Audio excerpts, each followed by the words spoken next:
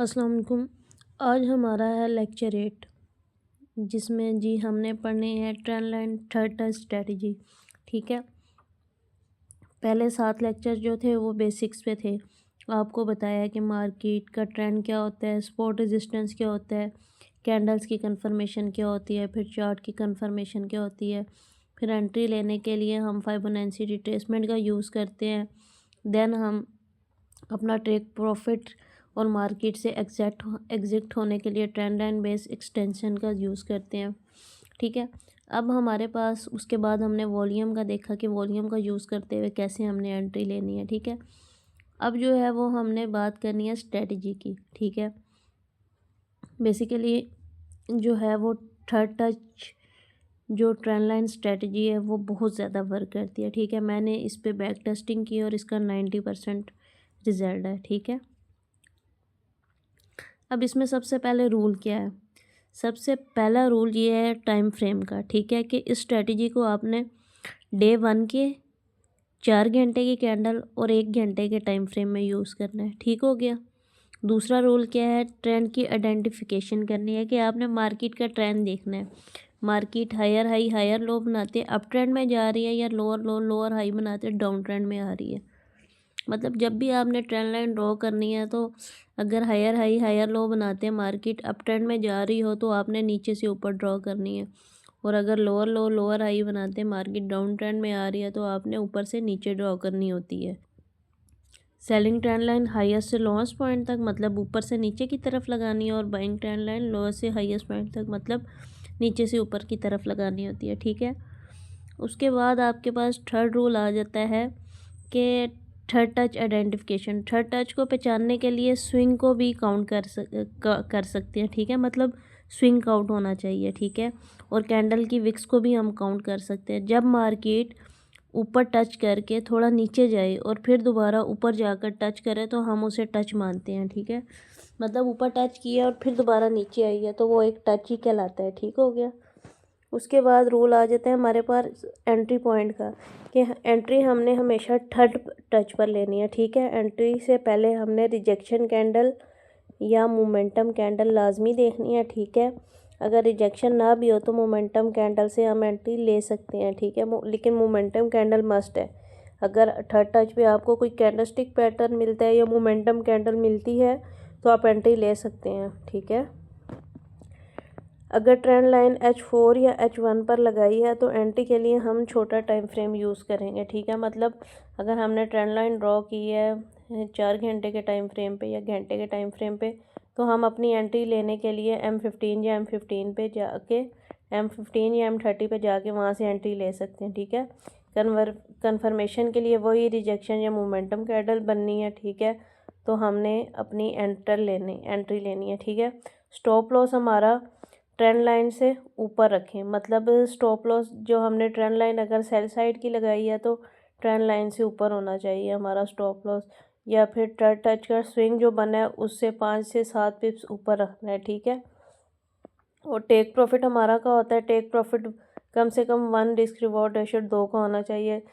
Third touch पे हमेशा हमें 2 ट्रेड्स लेनी चाहिए, जिसपे एक हमारा रिस्क रिवॉर्ड रेशो 1:2 के इक्वल होना चाहिए और दूसरा 1:3 के इक्वल होना चाहिए। ठीक है, ट्रेड मैनेजमेंट किस तरह करनी है? आपने जब भी मार्केट में 1-1 मूव कर जाए तो आपने अपना जितना रिस्क होता है ना उसको आपने प्रॉफिट में, मतलब आप उसको ब्रेक इवन कर दिया करें, अपने स्टॉप लॉस को उठा के ब्रेक इवन पे सेट कर दें। ठीक है, यानी जहाँ से एंट्री ली थी आपने एसएल अपना उठा के वहाँ पे रख देना है, जिससे ट्रेड जो होती है वो हमारी रिस्क फ्री हो जाती है। ठीक है, ये जो स्ट्रेटजी है ना ये आप रेंज मार्केट में भी इसको यूज़ कर सकते हैं। ये कुछ रूल्स थे। अब हम आते हैं अपनी मार्केट में ट्रेडिंग व्यू के ऊपर आते हैं, और ट्रेडिंग व्यू के ऊपर ट्रेंड लाइन को ड्रॉ करके थर्ड टच स्ट्रेटजी के बारे में जो है मैं बताती हूँ कि थर्ड टच स्ट्रेटजी कैसे काम करती है। ठीक है, ये देखें, ये हमारे पास एक ट्रेंड है। ठीक है, 4 घंटे का। ठीक है, ये देखें बिटकॉइन का चार्ट है हमारे पास। ठीक हो गया।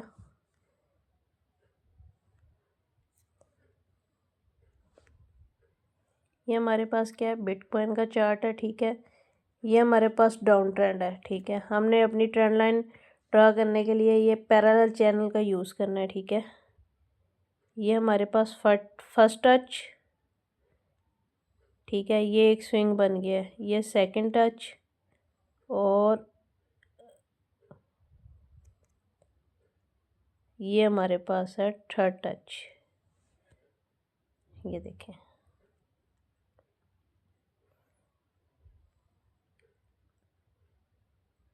फर्स्ट टच, इस पे मुझे आप लोगों को प्रॉपर वो एक पैटर्न बना के आप लोगों को बताना पड़ेगा। ये देखें, ये है हमारे पास फर्स्ट टच, ठीक है।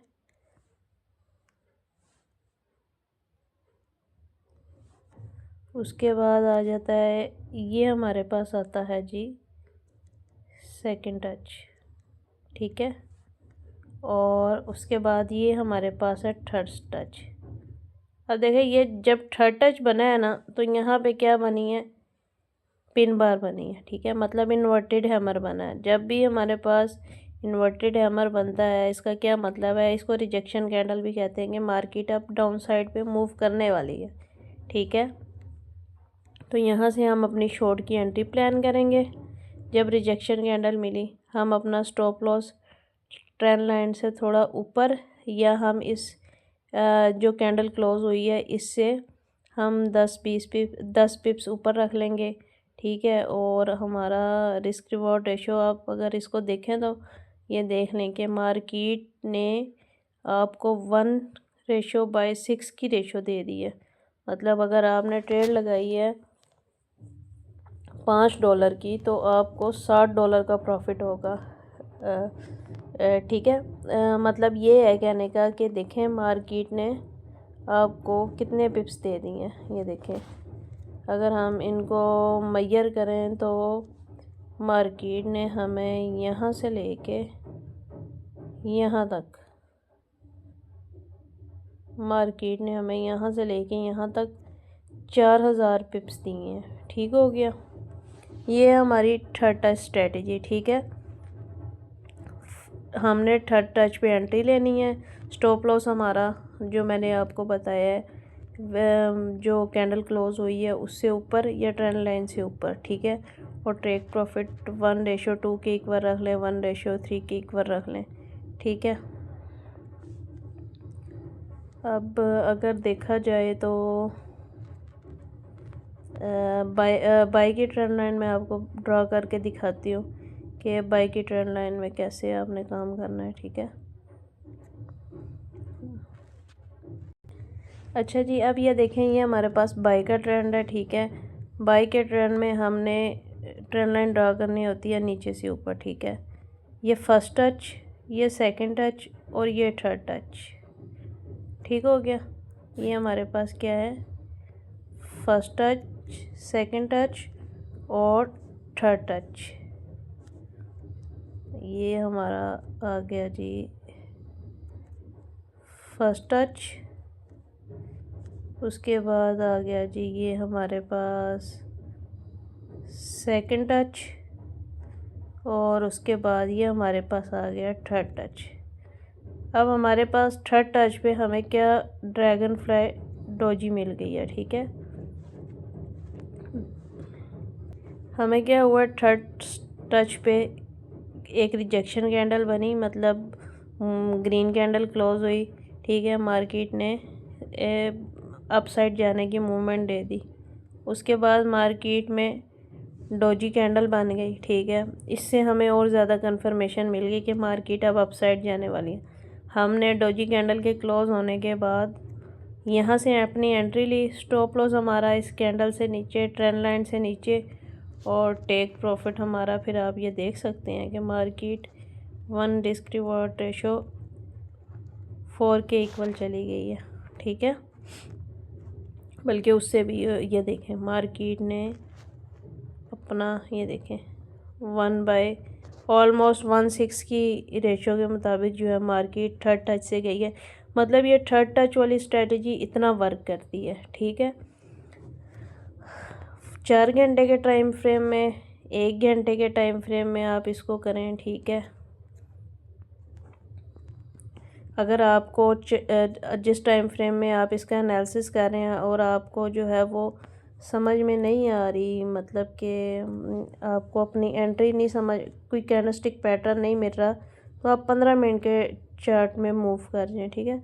अभी ये देखें, ये गोल्ड की लाइव मार्केट है इस टाइम पे। ये देखें फर्स्ट टच गोल्ड का, ठीक है, गोल्ड का फर्स्ट टच ये था, ठीक है। यहाँ से मार्केट अब अबव गई, ठीक है, ऊपर चली गई।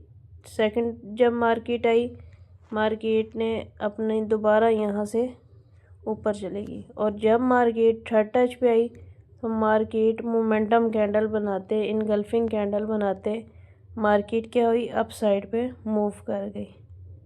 समझे हैं? ये है basically third touch strategy. Market कितना मूव किया,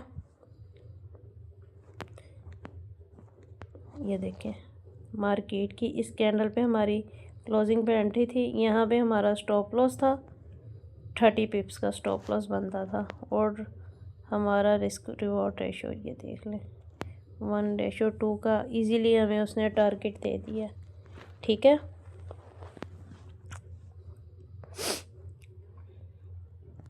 ये हमारी थी थर्ड टच स्ट्रेटजी।